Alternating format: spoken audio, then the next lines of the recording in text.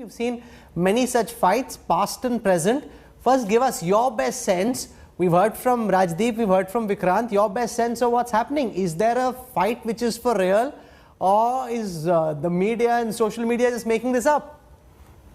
Well, look, we mentioned about no smoke without fire. So I would imagine, look, I think whatever else happens, these are very dramatic or melodramatic developments which have taken place over the last 10, 15 days or maybe even less than that. And I think it is messy for Indian cricket because without Rohit Sharma being in the test squad, and remember, India have never won a series in South Africa, this looked like a very good time. And then now, because Rohit has been your best batsman for the past 2 years, if he's not there, it diminishes your prospects of winning that series. And if Virat is not playing the ODI series, no, everybody talks about his lean shot and that he's going through a rough time and etc. etc. In test matches, yes. I don't think he's had a terrible time. It's not a typical lean shot. He's looked very good when he's batting. He's not getting the big runs. And he's, the first mistake he makes is his last. But in ODIs, we all know what Virat's caliber is. So if Virat is not there, if Rohit is going to be the captain, then he is going to miss Virat's presence. That's a given. What I am concerned about is that why has this mess happened? And I trace it back to the letter, the press release made, which Vikrant has, spoken about when Virat is replaced as the ODI captain. That thing comes right at the end of the press release, almost in a very disdainful, matter-of-fact manner.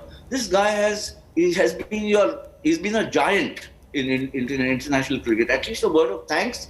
Can't you even give a word of thanks that you've done so much for Indian cricket? We thank you for your captaincy, for your batting, and then of course I think Virat would have sensed, everybody would have sensed that white ball captaincy and red ball captaincy is going to be divided.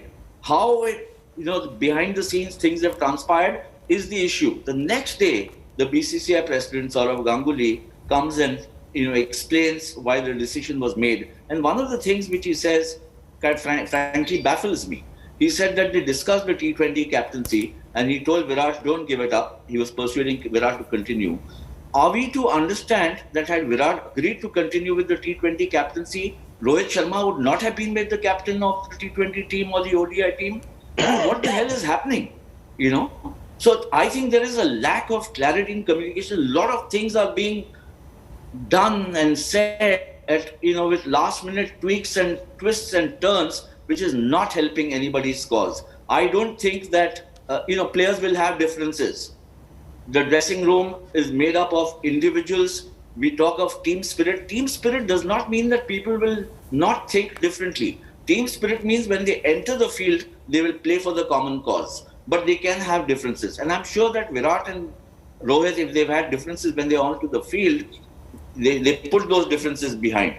The point is, how are these differences managed outside of the playing field so that it does not, flare up into something bigger? That really is the big thing for the administration to get into. And I think there's a task on hand for Saurav Ganguly, who's he's an iconic figure in Indian cricket. He's been through these situations earlier. It's up to him to address this. And now he's got, of course, Rahul Dravid as the chief coach. I think, willy-nilly, we have a crisis on hand. Whether Rohit and Virat have come out and explained this or not, this is a major series for Rohit Sharma. Being in the South Africa, he would miss not playing the test matches because he's in the form of his life. And when you're in the form of your life, you don't want to miss a single match because this is your time when you reap what you have sown over so many years. So too Virat. He may be going through not getting those big scores, but these are he's 33. He's not 23. He also knows that time is running out for him. He needs to go out there and get those big scores. So I don't think they will just give up playing matches for the heck of it. There might be differences, but they need to be handled very tactfully and I'm not saying diplomatically, but I think they need to be handled very intelligently and sensitively.